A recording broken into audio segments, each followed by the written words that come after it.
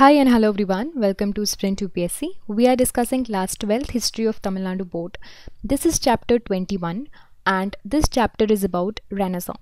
So basically इस chapter में हम Renaissance, जिसको हम हिंदी में पुनर्जागरण बोलते हैं, उसके बारे में समझने वाले हैं. एक यूरोप में ना एक बहुत ही बड़ी मूवमेंट हुई थी, आप ये मान लीजिए, जिसकी वजह से there was an awakening of new interest. ठीक है. And basically this new awakening was of the old classics. So basically 14th-15th century में originate हुआ था.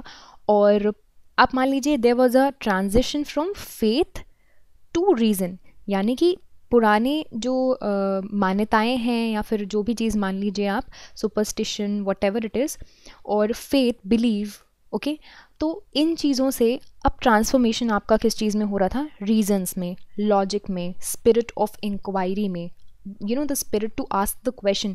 सो ये जो पूरे पीरियड था वो ट्रांसफॉर्मेशन था एक तरह का, उसी को रेनेसां बोलते हैं.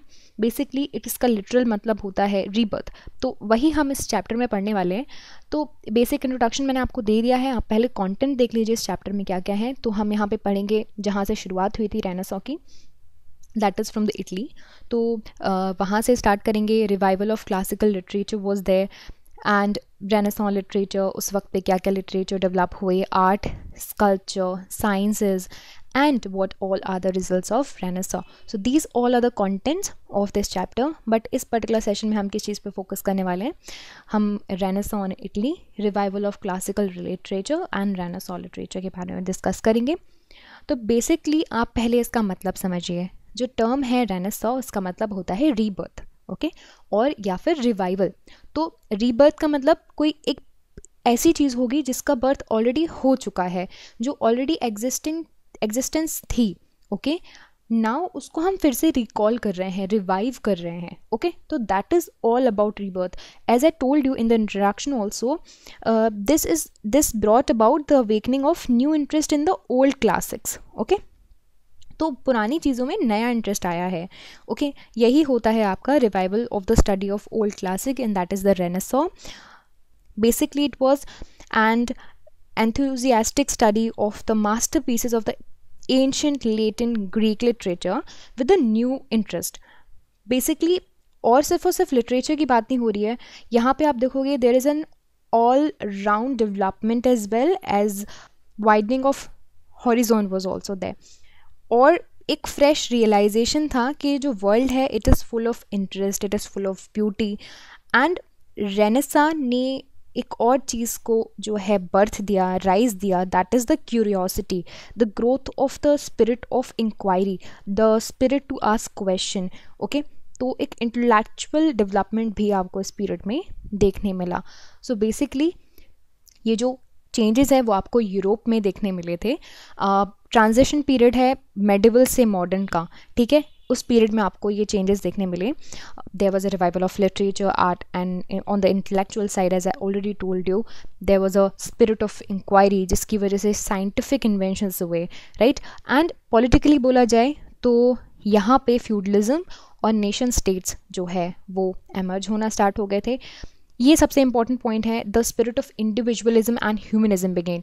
तो ये रेनेसां के बाद ह्यूमनिज्म एक नया चैप्टर, एक नया सब्जेक्ट आने लगा.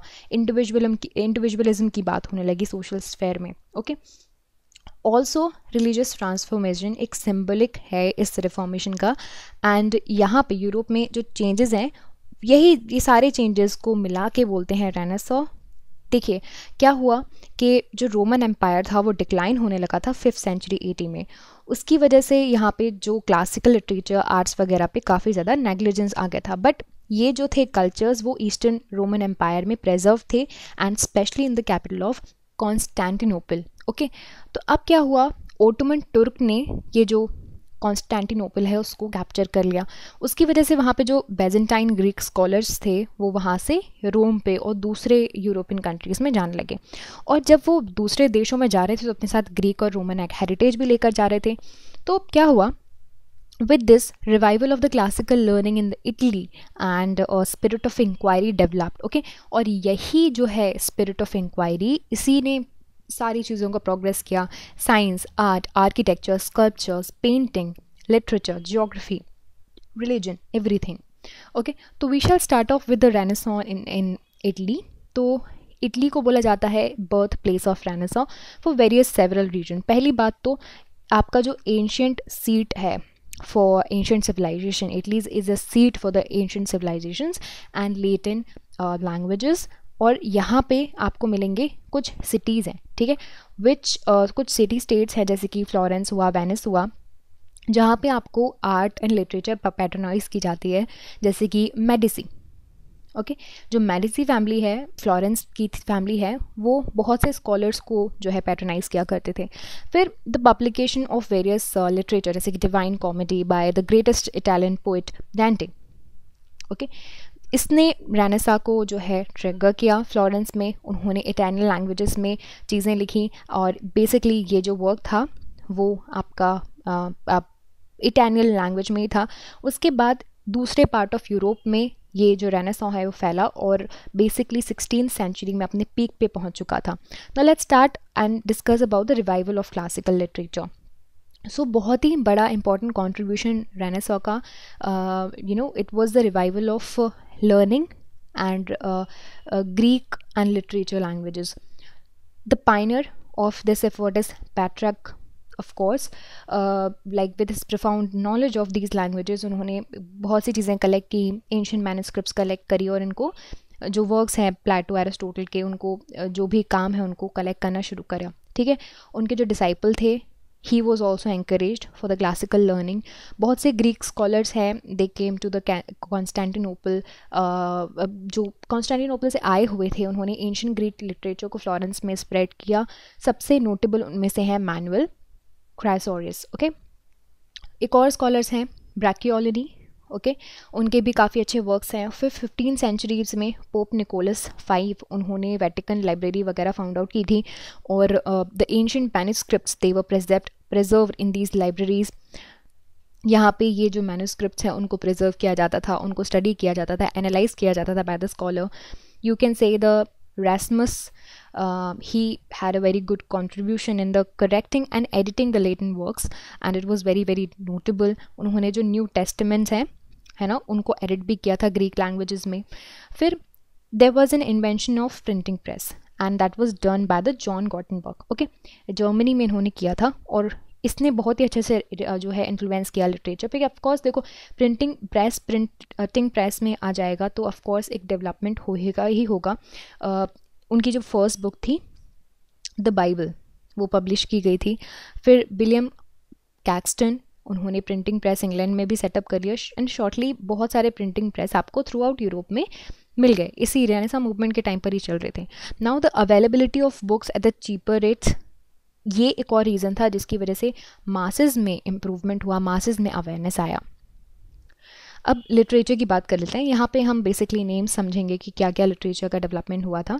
तो as a part of the revival of the classical literature, बहुत से classical languages as well as native languages इस पीरियड में आगे आए.